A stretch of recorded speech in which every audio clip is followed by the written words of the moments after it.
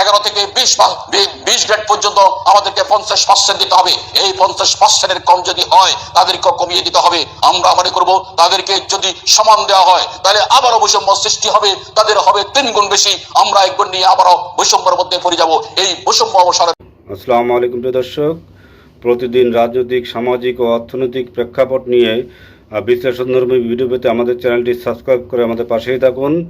আকর্ষণ করছি, আপনারা বাজারে আপনারা যান কিনা জানি না, আজকে এই মুহূর্ত পর্যন্ত যেখানে মৌসুম চলছে, আজকে সকালেও আমি 70 টাকা 80 টাকা করে আলু কিনে বাসায় দিয়ে আসছি।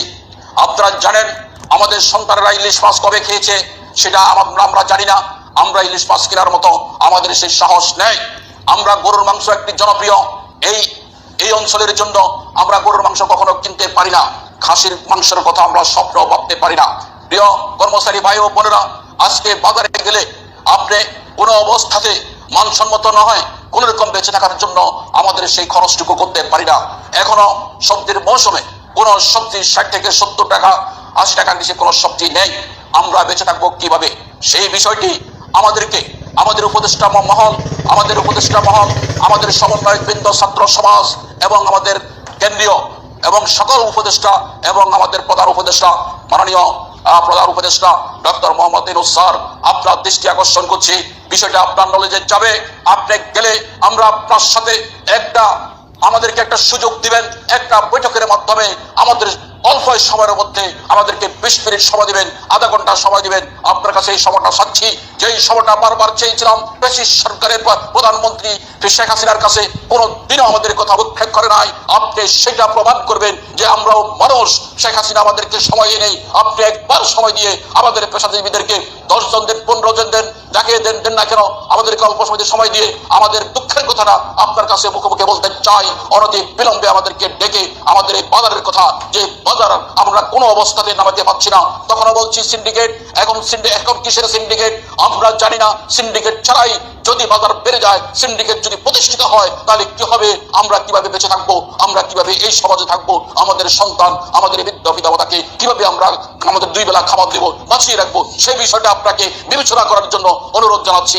5ই আগস্টের পরে নতুন বাংলাদেশের কার্যক্রম চলছে, সংস্কারের কাজ চলছে, সংস্কার কাজ পূর্ণদমে চলছে।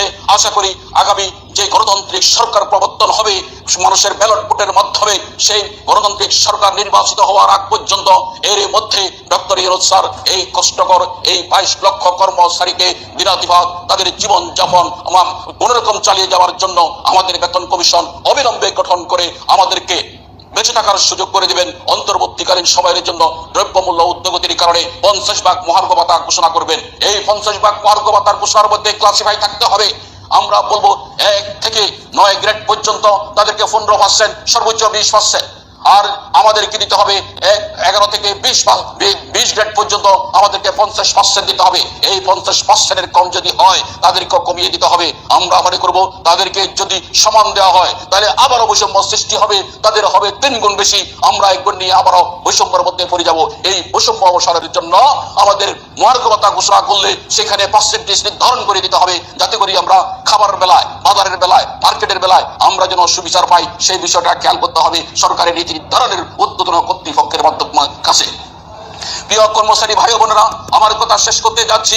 আমরা আমাদের বাংলাদেশ সচিবালয় দীর্ঘ 16 বছর তাদের সাংগঠনিক কার্যক্রম তেমন না থাকলেও ইদানিং গত সপ্তাহে তারা যে কর্মসূচি ঘোষণা করেছে, তারা মহাসমাবেশ ঘোষণা করেছিল, সেটা গতকাল আলোচনার মাধ্যমে আমার মনে হয় এটা পর্যায়ে এসেছে। আমরা তাদেরকে সাধুবাদ জানাচ্ছি।